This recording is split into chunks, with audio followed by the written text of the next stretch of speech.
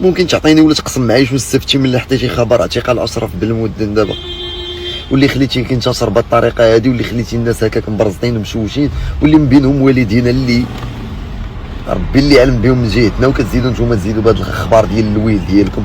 اش كتستافد؟ شنو غتستافد من غير واحد 16 17 الجيم ولتحت غيقولوا لك لا راه ما معتقلش من نخرج انا الخرجه هذه بحال هكا؟ والله الا حشومه عليكم. ولسوء الحظ ديالي اليوم سبحان الله العظيم تليفوني صباح طافي، خليته طافي، ما صارجيش بالليل خليته طافي. زعما والله الا عيب عليكم قسما بالله، هادشي اللي نقدر نقول لك، لان فريمون ضريتوني بزاف اليوم بهذا الخبر هذا، لان واحد والدينا وعندنا عائلاتنا تخلعوا بواحد المساله اللي ما غتستافدوا منها والو، زيرو استفاده. زعما اشرف بالمده تم اعتقال صراحه. اش كندير انا؟ سير شوف شكون اللي كيصنع كويلبات ديال دولي بران، سير شوف شكون اللي كيسرق الميزانيه، حط تصويرته وكتب راه خصو يعتقل هذا. اما انا راه ما كندير والو، راه كنقول هذاك الشيء اللي خصو يتقال، راه ما تنقولش حتى شي حاجه واو. السلام عليكم ورحمه الله وبركاته. واحد النص في مقرر ديال زداف دردلاف ديال المستوى الرابع ابتدائي عباره عن مهزله، ولكن قبل ما نشوفوه بغيت نتكلم على اشاعه اعتقال الصحفي اشرف بالمدن اللي خرج هو شخصيا وكذبها، وعبر على الغضب ديالو على الناس اللي نشروا الخبر. لماذا الآن؟ وشكون اللي نشر الإشاعة؟ وعلاش هو بالضبط؟ اللي نشر الخبر الكاذب هو واحد من اثنين: إما واحد بغى شي إعجابات ومتابعات باش يطلع الصفحة أو الحساب ديالو كيف قال أشرف بالمدن، أو هو واحد قاصد يدير هالشي وعارف شنو كيدير، بغى يشوش على الصحفي النشيط في فضح الفساد والمفسدين. ربما قاس ليه شي واحد من أولياء النعمة ديالو وتحركات المشاعر المالية ديالو، وبالتالي قال أرى ندير شي شوية ديال الإزعاج، كيف ما أشرف بالمدن هو مصدر إزعاج لكل واحد كيخالف القانون. وصلتني أخبار أن واحد الحزب قرر يشن حملة رقمية ضد جيل زاد، وربما ضد حتى الصحفيين اللي ما كيتسرطوش للصوص المال العام، ناهبي المال العام وأصحاب اللعب والخروقات المختلفة. ولا يبعد أن هذه الإشاعة هذه تكون واحدة من صور هذه الحملة الرقمية. وغالبا أشرف بالمدن هو اللي هجمته واحد القناة مليونية وعندها أيضا صفحة مليونية مشهورة في المغرب معروفة كل شيء كيعرفها، ديك اللي متخصصة غير في الفضيح. فين ما كانت شي قذارة عرف غادي تلقاها هي الأولى كتحوم حداها باش تنقل للمجتمع ما يتأفف من سماعه فضلا عن مشاهدته.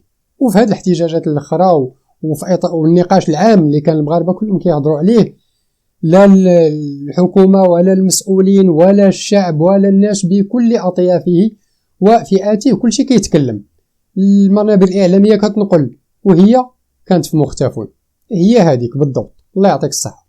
هذيك هي الصفحة أو القناة اللي ربما دارت منشور وقالت فيه على أشرف بالمدن، غالبا عليه على من تكلمت، قالت عليه يوتيوبر. كتبت ما يلي: يوتيوبر عليه عدة شكايات في النيابة، تسلل إلى البرلمان بحثا عن البوز مع البرلمانيين بأسلوب مستفز، كيفاش دخل ومن منحه الاعتماد ومن يحميه. هادشي اللي كتبات. شوفوا شكون كيتكلم على الاستفزاز في الحقل الإعلامي بين قوسين، شوفوا شكون اللي كيتكلم على الاستفزاز. الكل شاهد شكون هو الصحفي اللي كان في البرلمان وخذا الكلمة من عند مجموعة من البرلمانيين بعد الخطاب الملكي.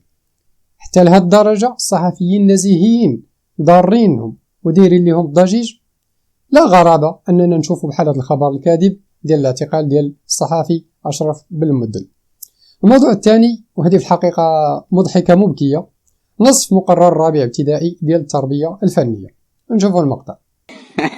لا اخوان والله تتكملوا هذا الفيديو بالله. هزيت الكتاب ديال خويا الصغير كيقرا في الرابع، هزيته بالصدفه وتصادفت مع واحد النص كتبينوا لهم وكيقرا في مستوى الرابع ابتدائي تبارك الله. شوفوا معايا شنو كتبين لهم الاخوان. واحد النص اش كيقول، شوف انا نقرا لكم: يقوم بحركه بسيفه باه بام باق ترتلق طق ترتلق سق سرملق ياق زدف زرد لف بف رف زدف. دخلنا عليكم بالله دابا الاخوان. واش هذا تعليم؟ واش هذا مقرر مدرسي يطلبوا المدارس للتلاميذ في وسط المؤسسات المدرسيه؟ طرطلاق سرملاق دردلاف، القيامة نايضة على التعليم، وحنا كنعلموا لوليداتنا عبارات ومصطلحات ديال الشارع في المقررات داخل المؤسسات. اي نعم، النص جا في سياق الارتجال وبناء الموقف أو المواقف الكوميدية. نعم، هذا هو العنوان اللي غادي تلقوه الفوق بارز في الصفحة. ولكن ماشي بهذه الطريقة. بغيتي يتعلم ويرتجل، بغيتي تخليه يرتجل، خليه يرتجل باللغة العربية الفصحى، على الأقل يتعلم ليها. أما الدارجة ديالو راه شاربها في الماء، غادي عليه في الدم، لا زينة وزادها نور الحمام. ديك المرة ناض الصداع على بعض النصوص اللي كانت في مستوى التلاميذ الابتدائي، وهما داروها في مقرر ثالث إعدادي، ثالث ثانوي إعدادي، يعني موجهة لتلاميذ وهما على أبواب التعليم الثانوي التأهيلي. ولقينا بأنها ماشي لجميع تلاميذ المستويات المختلفة ديالهم، اللي معني بها هما التلاميذ اللي المستوى ديالهم في الحضيض. داكشي علاش كتلقى بعض العبارات أو النصوص أو الفقرات تيقراوها الوليدات المستوى الثالث أو الرابع ابتدائي ودايرينها في المستوى التاسع. وأنا شخصيا تكلمت مع بعض الأساتذة اللي كيدرسوا المستوى الإعدادي وكيدرسوا الثالثة إعدادي، وقالوا لي كاينين تلاميذ في هذا المستوى هذا ما كيجروش الخط بهذه العبارة. يعني هذه المسألة هذه ربما الوزارة يعني كانت أول الناس اللي داروا المقرر وضعوه، يعني كانت عندهم واحد وجهة النظر أنهم يمشيوا مع كل واحد على المستوى ديالو. كل شيء كيعرف القضية ديال الروائز وتصنيف التلاميذ، يعني كيديروا لهم داك الاختبار في الأول باش يصنفوهم ويعرفوا المستويات ديالهم ويمشيوا مع كل واحد على المستوى ديالو بناء على التصنيف اللي تصنف فيه. المهم هذا الشيء دوزناه بشربة ديال الماء. وهاد طرط اللاق وصرم اللاق ودرد الله وزدف قرف باق كي غنديروا ليها منين غندوزوها؟ هادشي فكرني في ايام بغريراتون مسمناتون الى عقلتو عليها، وإلا عقلتو ايضا على المناظره اللي دار عبد الله العروي قبل سنوات مع عيوش، اللي كان عيوش كينادي بالتدريس بالدارجه. تصوروا كاينين معنا ناس بغاو التعليم يولي بالدارجه باش اللغه العربيه الفصحى تزيد ترمى اللور، هي اصلا مهمشه ويزيدوا يكملوا لها داكشي اللي بغا. ولكن الفرنسيه زوينه، الفرنسيه بنينه، زيد فرنس التعليم وقرر المواد العلميه بالفرنسيه وعلم الفرنسيه للدراري وكذا. بين قوسين ما كاين لا تعليم ولا يحزنون في الفرنسيه، عاد زاد كمل لهم داكشي اللي بغا. ياك ما هاد صرم اللاق طرط اللاق الى اخره داخله في هذا الاطار، هذا في اطار دخل لي الدارجه هي باي طريقه. وزير التعليم قال لنا بان تجربه المدرسه الرائده كاينين بعض الدول كيراقبوها وربما باغيين يستنسخوها، ومنهم فرنسا وبريطانيا. زعما ممكن يستنسخوها منا، يديوها وينقلوها ويطبقوها، وغيديو معاهم حتى الطرط اللاق وصرم اللاق ودرد الله. واحد السؤال بسيط، واش ولاد الوزراء والبرلمانيين والسياسيين وهاد الناس هادو حتى هما كيقراو هاد العبارات او هاد الكلمات المبتكره ولا غير وليدات الشعب؟ شوف، راه الا كانت الشجره واصلها المرض الجذور ديالها، لا معنى انك تبقى كل مره كتجي وتقلم ليها الاغصان قطع من هنا وتزوق ليها الوريقات باش تبان في حله مزيانه او تبان سليمه.